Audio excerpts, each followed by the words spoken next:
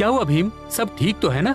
हाँ महाराज। महाराज, बुढ़ापा भी एक बीमारी ही है। आपके सफेद बालों को भी करेगी गायब मेरी ये जवानी की दवाई। इससे कहिए कि पहले यही इस दवाई को पी कर दिखाए।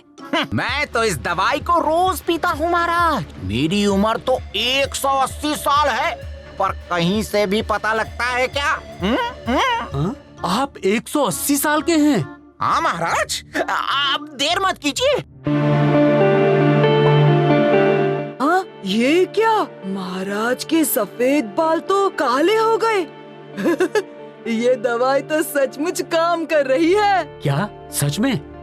सिपाही, ये दवाई तो बहुत असरदार है। इसका फायदा सिर्फ हमें नहीं, पूरे राज्य को मिलना चाहिए। हम चाहते हैं कि आप पूरे राज्य में इस दवाई को सबको दें।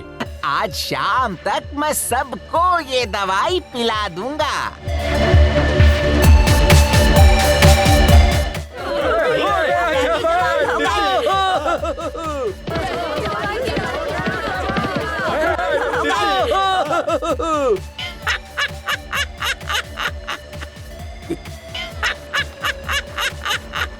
अरे उस्ताद, ये दवाई तो आपके भी बड़े काम की चीज है।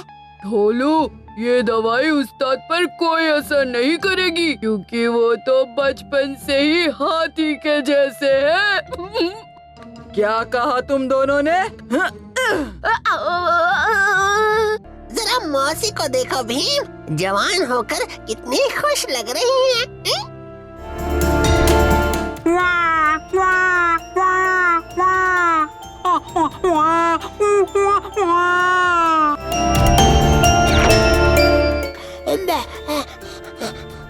ये क्या हुआ भीम?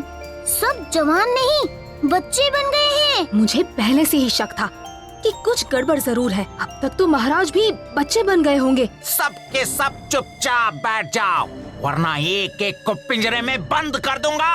आज से मैं तुम्हारा राजा और तुम सब बच्चे मेरी गुलामी करोगे। बच्चों को इतना कमजोर भी मत समझ घोलघाल। अब देख हम बच्चे तेरी कैसी चटनी बनाते हैं। मेरे घोल की ताकत से कोई नहीं टकरा सकता। हाँ।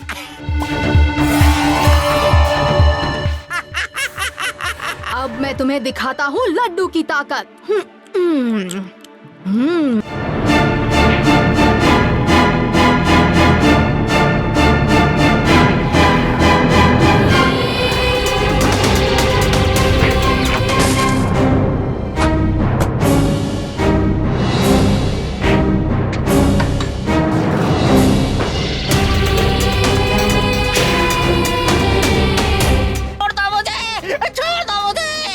पहले सबको ठीक करो। जो तुम कहो। हाँ। भीम, आज तुमने ढोलकपुर को बहुत बड़ी मुसीबत से बचाया है। हम सब तुम्हारे आभारी हैं। नहीं नहीं महाराज, ये तो मेरा फर्ज था, पर वो आपका सफेद बाल फिर से सफेद हो गया है। अब हमें इन सफेद बालों की कोई चिंता नहीं है भीम, क्योंकि हर सफेद बाल के साथ हम और भी ज्यादा अक्लमंद होते जाएंगे। हमें यहाँ से वापस ढोलकपुर जाने का रास्ता बता दीजिए और हम यहाँ से चले जाएंगे। तुम ही वो बच्चे हो जो मेरे काम आ सकते हो। हाँ, कैसा काम? मेरे इस प्यारे शहर इवानो में एक छोटी सी लड़की सोफिया ने आतंक मचा रखा है। तुम्हें उन दोनों को पकड़कर मेरे हवाले करना होगा। अगर तुम ऐसा कर पाए तो दुराको अपनी जादुई शक्ति से तुम्हें वापस ढोलकपुर भेज देगा। हम सोफिया और उसके भालू को आपके हवाले कर देंगे। जाओ, जल्दी काम पर लग जाओ।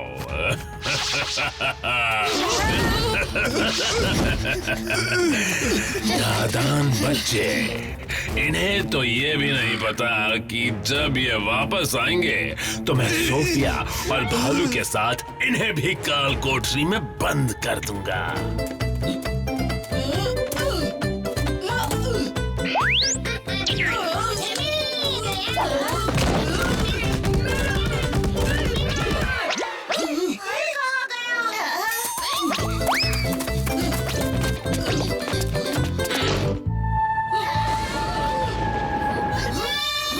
ये तो हमारे दोस्तों की आवाज लगता है वो किसी मुसीबत में है।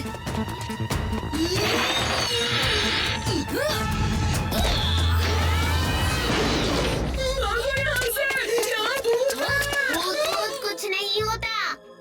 भूत नहीं, भालू। सोफिया और उसका भालू यही है। ये आवाज कैसी? कौन है वहाँ?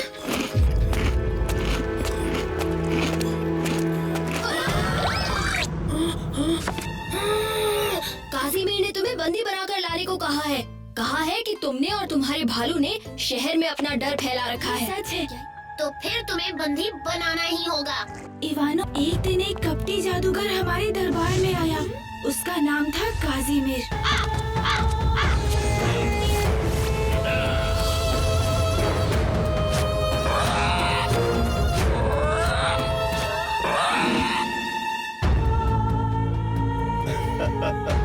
बहुत खूब, हम तुम्हारी जादूगरी से खुश हुए। मांगो, क्या मांगते हो? जो मांगोगे वो मिलेगा। मुझे सीला टोपी दे दीजिए। सिपाहियों, इसे बंदी बना लो। मैं हूँ काजीमीर, मुझसे न लेना पंगा, वरना मामला होगा बड़ा गंभीर। ये क्या? मेरे सैनिक मुझे ही बंदी बना रहे हैं।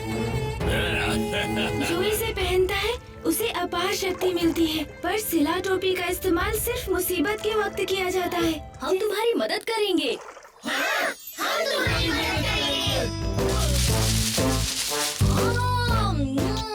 स्वादिष्ट। भुट्टे खाने का मजा ही कुछ और है।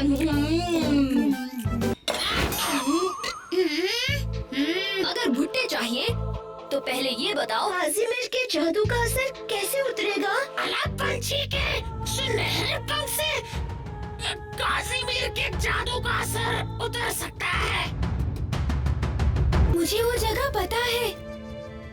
हमें 2 गुट में बट जाना होगा।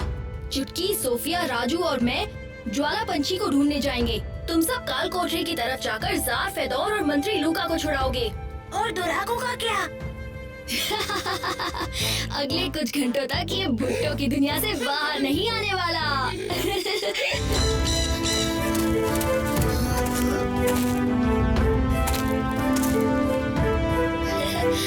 ज्वाला पंछी बहुत सुंदर है।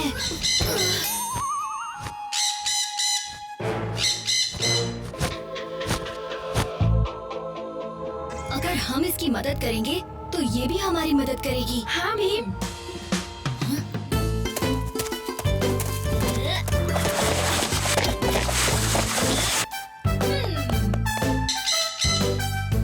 प्यारी पंछी, ये लो हमारी तरफ से दोस्ती का एक छोटा सा नजराना।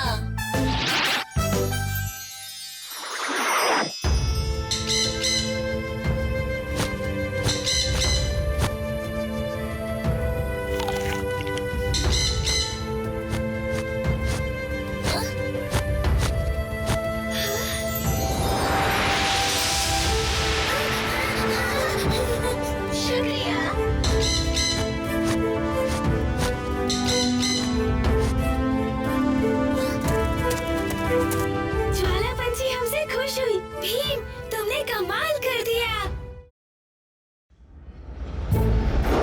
काल कोठरी उस तरफ है।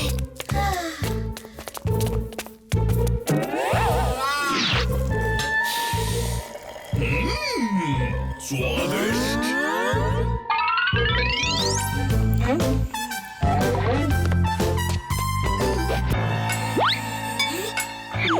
अरे ये क्या? भागो भैया! अरे भागो! वो देखो!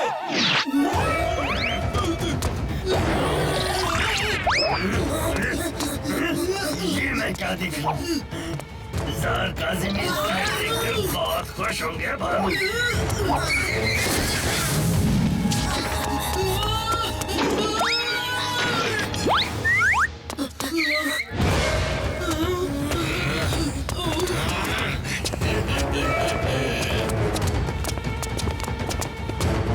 ये बाकी दोनों गए कहाँ?